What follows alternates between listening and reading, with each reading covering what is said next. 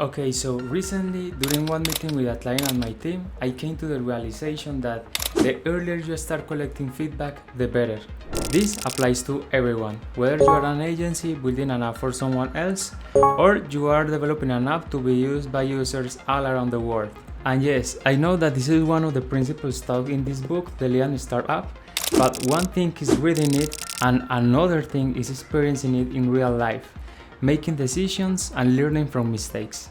So, if you're planning to hire someone to develop your app or you're building an app for others, whether you are a developer or an agency, I am sure you will find valuable the insights I have gained from this experience. These insights can save you time and effort. Any further ado, let's dive into it. It all started with a project that was supposed to be smooth sailing. 5 weeks, a clear budget, and a timeline. What could go wrong, right? Well, the Figma design they sent over had a few gaps and inconsistencies. And the app, it had a previous developer, so I was piecing together someone else's work. It wasn't clear at the beginning that we needed feedback earlier in the process, but as we progressed, it became clear just how important early feedback is. The problem was that we gave the client access to the app in the last week of development, when almost everything was already built. What happened is obvious to me now.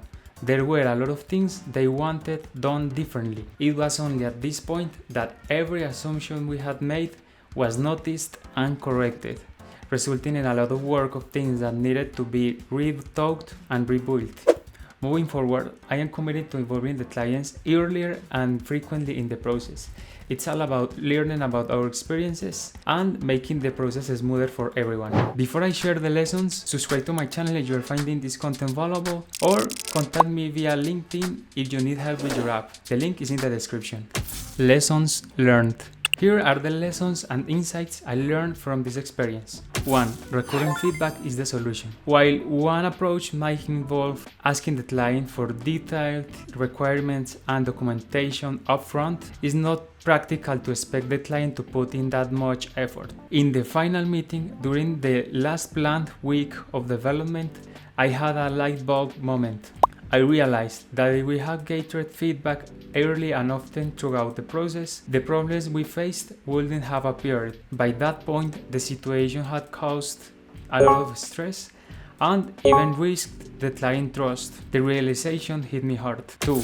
Feedback is critical when there are gaps or lack of details. Only when the client interacts with the app do they realize what is missing or what assumptions you made were wrong. 3. Feedback becomes increasingly important when the pace of the app development accelerates. When speed is crucial, having clear and detailed information upfront is key. Clients' interactions with the app provides the most valuable insights, and it happens faster than through any other means I have experienced. 4.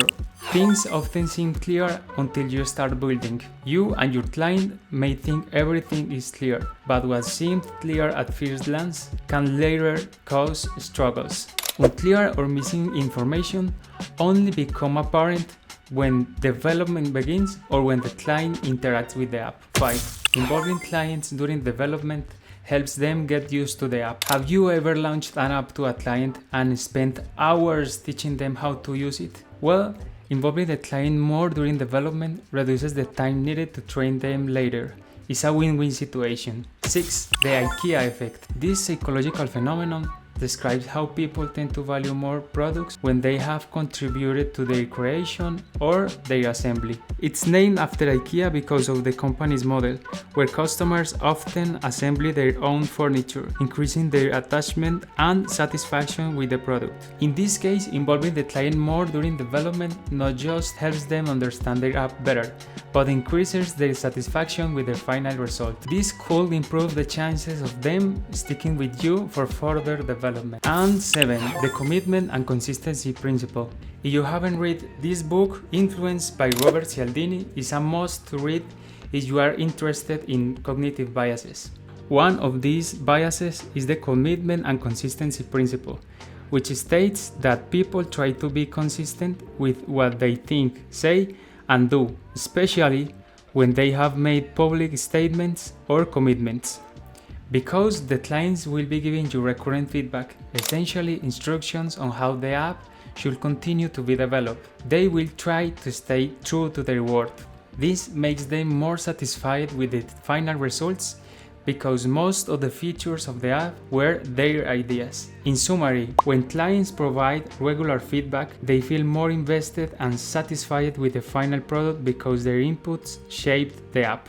How to implement this? If you are an agency or a developer, give your client the opportunity to use the app regularly, even if some parts are unfinished. By doing this, you will save time later.